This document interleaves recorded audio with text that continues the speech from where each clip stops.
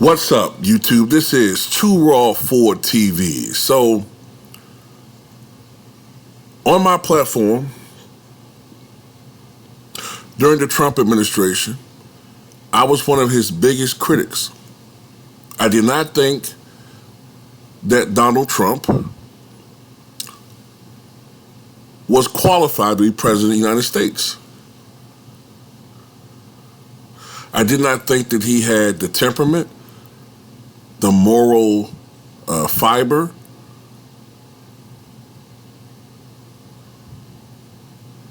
and quite frankly, I think that he dishonored the office. And that's saying something considering that we've had presidents like Bill Clinton in office since 1992. I was real hard on Trump. But as bad as Donald Trump was, and he is a scoundrel, he is a common crook in a lot of ways. Joe Biden has been infinitely worse. And this is something that I warned about throughout the 2020 election. I told people, anybody that was willing to listen to my little small channel, please sit this one out. Just set this one out. Everybody. Or you're not obligated to vote for Democrat, Republican. On most state ballots, there are other candidates. Research some of these minor party candidates who are running, and maybe you'll actually like their position on certain issues. Just because the mainstream media doesn't push these people doesn't mean they're not qualified to be president. Oftentimes, they're far more qualified to be president than the so-called mainstream two-party, mainstream major party nominees, the two-party system. Look, one of the biggest problems that we've had with Joe Biden, other than the fact that he is a racist, which this little cartoon right here makes fun of. The man is losing his mind, okay? He's losing his mind, okay? He cannot even read a simple teleprompter. Look, one of the funny traits of Archie Bunker, those of you who watch All in the Family, right, is how Archie has a tendency to mispronounce people's names or words. Instead of saying gynecologist, he would say groinecologist.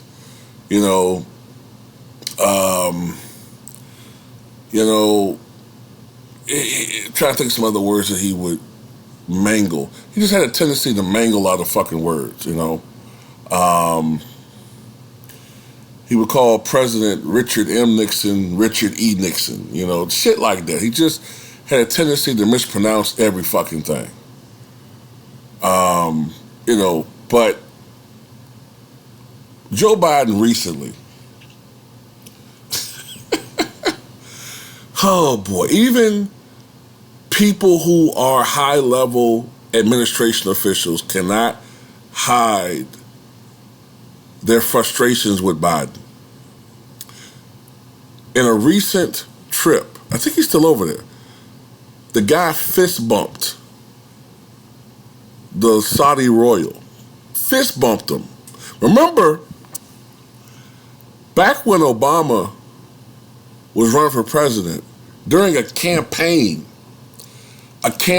speech, I think Michelle had introduced him or something like that, and she fist bumped him, and everybody on the right tried to make it out to be some type of socialist / communist / pro-black. He's a secret pro-black. Just dumb shit, right? But Joe Biden is a president of the United States visiting a Saudi royal, and you fist bumped the motherfucker? I don't know. Anyway, Not only that, in speeches, he called the American troops selfish when he meant selfless, and he recently referred to the Holocaust as the honor of the Holocaust instead of the horrors of the Holocaust. He cannot fucking put two sentences together without fucking something up. But he's always had a tendency to make gaffes. That's Joe Biden, okay? But it's gotten to the point because of his age that it's happening way too fucking much. He stammers all the fucking time and stutters all the time now. The man is too fucking old to be president. We cannot afford to have a president deteriorate in front of our eyes. I remember the tail end of the Reagan administration. As far as me being alive, I remember it. 86, 87, 88, 89. As far as me remembering politics, like 88, 89. And I remember vaguely back then how his age was a factor, even then. Now, subsequently, since I read about it, and even if you look at Ronald Reagan when he ran for president in 1980, as opposed to a speech that he gave in 1988, you could see a little decline, a little small age-related decline in his delivery speed, his vocabulary, his ability to string up words as far as the sentence is concerned, his response, his memory. It was all age-related decline. But remember, when he left office, he was 77. When Joe Biden became president, he was already 78. And this is a man who's now 79 years old and will turn 80, I believe, this December. Can we really truly afford to have a man in the White House potentially until he's 86 years old? No, especially considering all of the signs of decline that he's already showing. No, this man may eventually, you don't want it to happen, man, but you don't want a president to develop dementia. I mean, the risk of that is significant, no matter what the fuck people tell you. We've never had a president this old in the White House. All right? Look, we already had one president, Reagan, develop Alzheimer's when he was 82 to 83 years old. We had another president, Gerald Ford, who was about 91 when he started suffering from vascular dementia.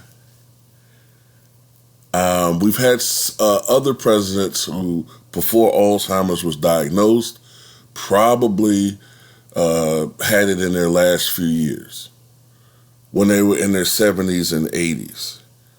So what I'm saying is, do we really want to run this risk here?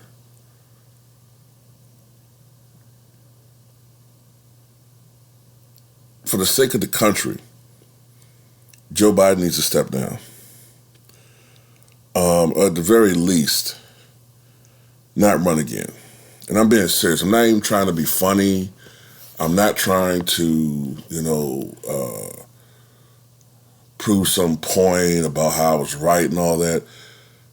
But I did warn about this man's age. And I don't know, man. And that's just the age part. I'm not even talking about the fact that the guy is a textbook bigot. But anyway,